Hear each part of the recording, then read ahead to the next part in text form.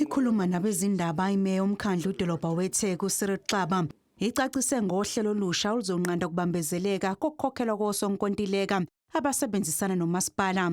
UXaba uqinisekise ukuthi bonke osonkontileka sebezokhokhelwa zingakapheli izinsuku ezingama-30.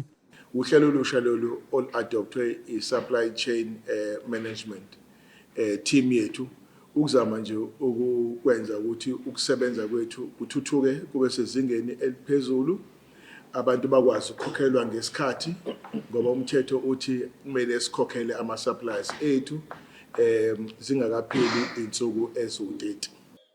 UXaba ugxeke ukucekelwa phansi kwempahla nengqalasizinda kamasipala ngesikhathi kunombhikisho wosonkontileka ababekhala ngokungakhokhelwa ngesikhathi.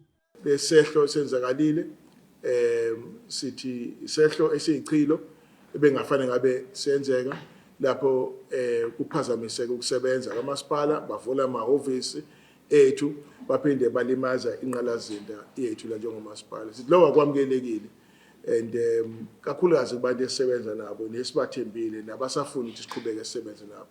Kusenjalo iqembu iDemocratic Alliance KwaZulu-Natal lithi lizothathela izinyathelo zomthetho umasipala wesifunda uthukela oholwa i-IFP ngokwephula ilungelo lezakhamuzi likumthethosisekelo lokuhlinzekwa ngamanzi ahlanzekile. Lo masipala sekuphele iminyaka ubhekene nenselele yokugqoza kwamanzi.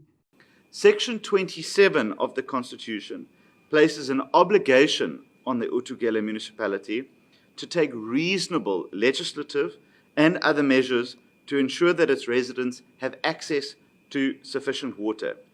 It has failed in its obligation to realise this immediate right. I-DA iphinde yasola i-IFP ngokungaphathwa kwahle kwalo masipala okuholele ezinkingeni zamanzi okukhahlameze izakhamuzi nezimboni kanye nokuhluleka ukuqeda inkohlakalo eqhubeka kulo masipala.